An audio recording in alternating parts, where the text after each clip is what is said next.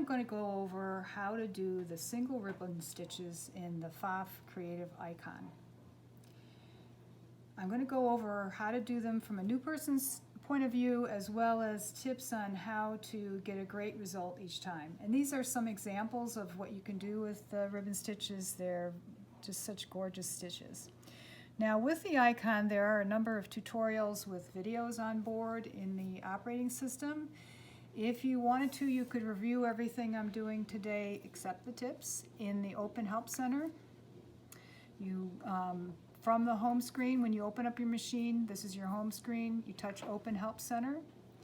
And if you touch the gold band that says Techniques and Tutorials, then Sewing Techniques, and let's go back to the beginning. It would look like this. You touch Techniques and Tutorials, Sewing Techniques, Exclusive Stitch Techniques, and then Single Ribbon Stitches to get the tutorial with the onboard video. But I'm going to go over all that plus the tips. So we're going to go back to our home screen by touching the home symbol down at the bottom, and then touch Start Sewing. Now we're in sewing mode. All the sewing stitches reside underneath this icon with the zigzag. You touch that. And there are literally hundreds of beautiful stitches in here. The ribbon stitches are in the 8th category called Techniques.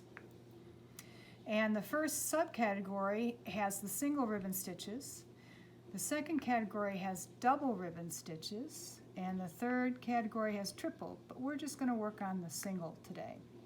So these are the single ribbon stitches that are on the creative icon. I'm going to touch the stitched icon to close that so that we can, well, first of all I have to load the stitch. We'll go back to the Techniques and touch the stitch that I want to load. And now we have the stitch loaded there. And what you're seeing here are the stitches that you're going to see in between the ribbons on the fabric. And these little dashed lines are the actual stitches that are connecting between each of these little designs.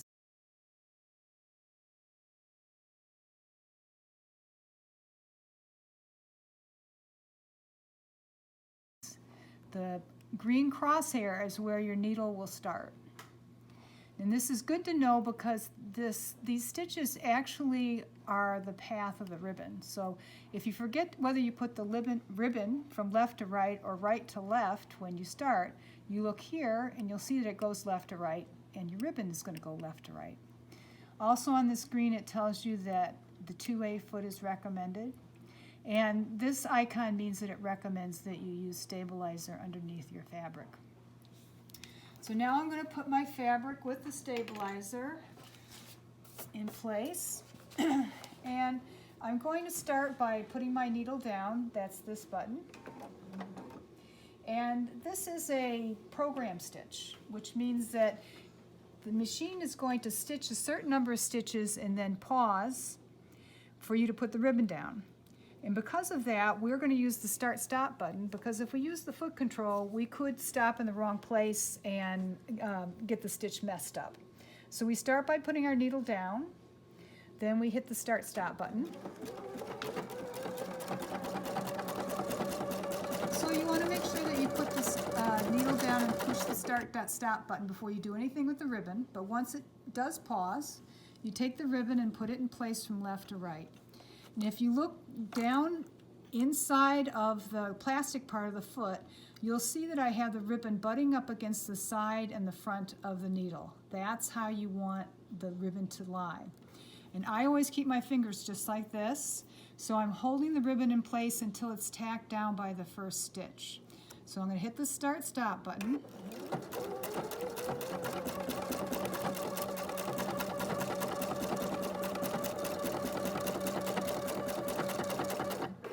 When it stops, you take the ribbon, you flip it over, bring it across, and you want to make sure, again, looking through the plastic part of the top of the foot, that the ribbon is butting up against the side and front of the needle. Hit the Start button.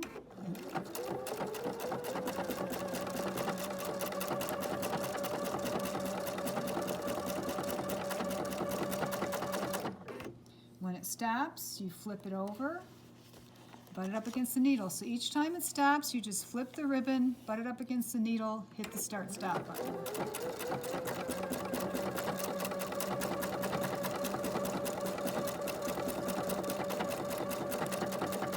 So this is a pretty simple stitch to do. The way that people will sometimes get messed up is if they don't start by putting the ribbon the right direction to begin with, or if they put the ribbon down before they hit the start button the first time, because if you'll recall, I started by putting the needle down, hit the start-stop button, and I didn't put the ribbon down until there were a few stitches on the fabric. The other way that people can go astray is when they flip the ribbon, they don't keep their finger here until it stitches down. They let the ribbon drift away from the needle a bit, and they hit the start-stop button. So I'm going to do two the way that you don't get a great result. So you'll see the difference between the way I'm recommending and the way that some people have problems with the stitch. So I bring it over, but then I let it go. I don't hold it down with my finger.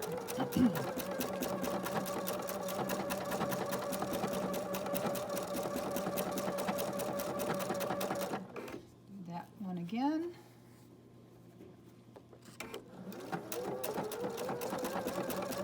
So in a minute I'm going to show you what the difference is, but I want to show you one more tip.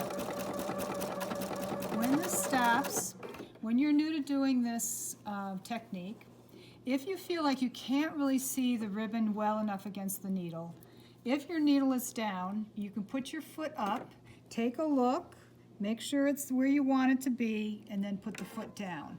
And that way you can be assured that it's where you want it each time. But now I'm going to take it out and show you the difference between holding the ribbon in place and letting it drift. So these first two stitches are lovely. That's the way it should look. If you let the ribbon drift away from the needle, you're going to end up seeing the connecting stitches, which doesn't look quite as pretty as those first two. And that's all there is to it.